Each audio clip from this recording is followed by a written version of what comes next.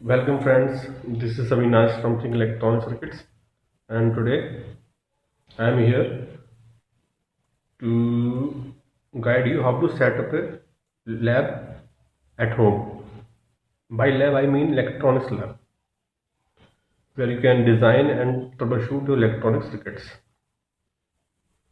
The things you will need is a multimeter, oscilloscope, cutting and snipping tools,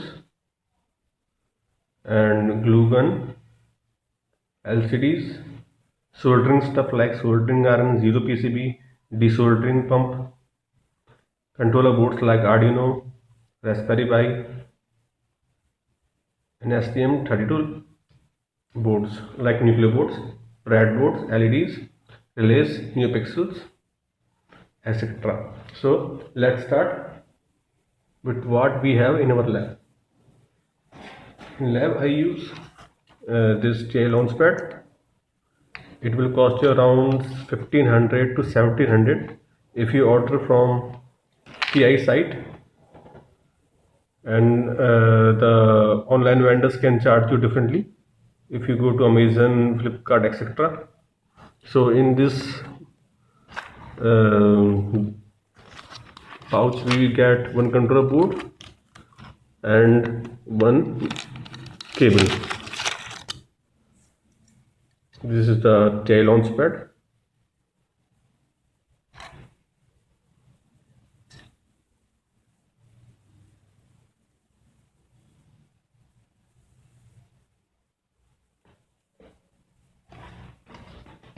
So next thing we will be showing you is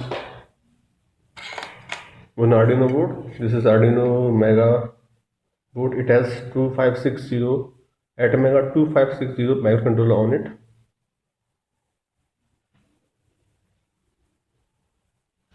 This is the audio jack.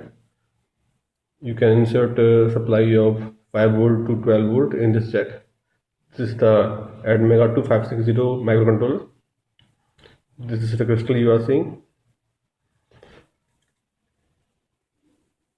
These are the capacitors, electrolytic capacitors. From behind it looks like this. Now you have this Raspberry Pi 3B plus. You get heatsink with it. You have to insert heatsink here on this chip and on this chip. Actually this board has heating problem, so to keep this board cool we have to insert heatsinks at these places. This is the HDMI output. This is the power supply jack, and this is the audio output jack. This is for LAN connection. These are 4 USBs for keyboards, mouses, etc. And this is the SD card slot in which you put the SD card with OS in it. This is the camera connector.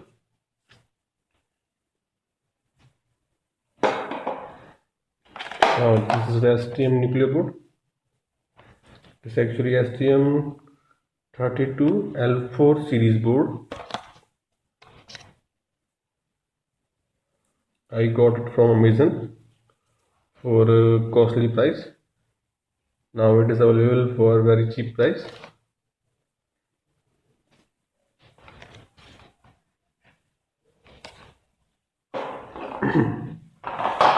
Now these were controllers.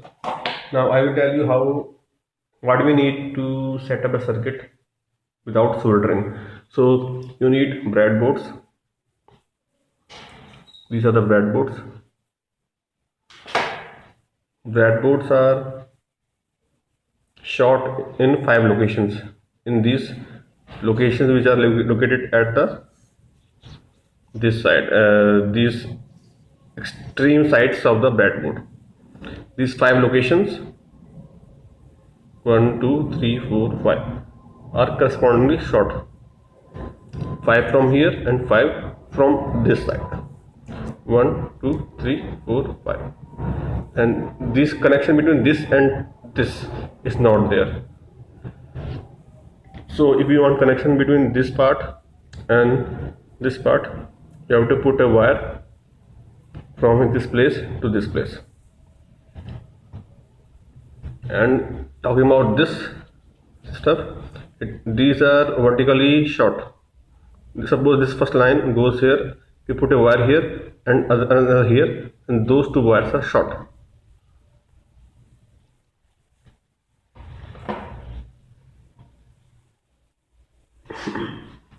Now you need some LEDs for display. These are LEDs. A few capacitors in it. LED is a display device. You can check a signal if it is coming on that corresponding pin or part of the IC. Let's take a red LED. The big LED is the positive part of the LED. It means if you suppose want to forward bias this LED, you have to connect positive part here and negative or ground part on a smaller LED.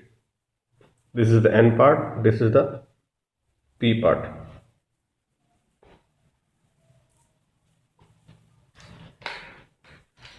Capacitors look like this.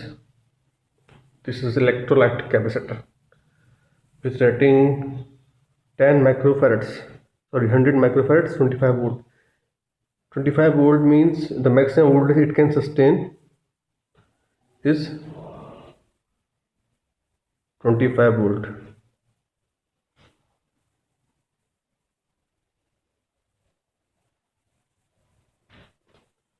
Now we have a NeoPixel. It is a kind of LED which works on SPI protocol, but for using it with Arduino, you don't need to write any specific driver code.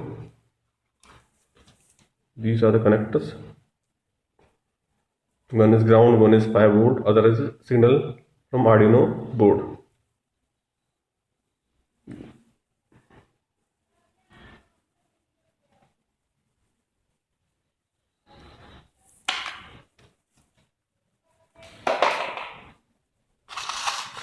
This is 24 volt relay. It comes with a connector. The relay can be detached from this connector. This is the relay. It works on 24 volt DC. Sorry, it is 12 volt DC. So a maximum voltage of 12 volt you can apply on its coil, not more than that, or it will get damaged.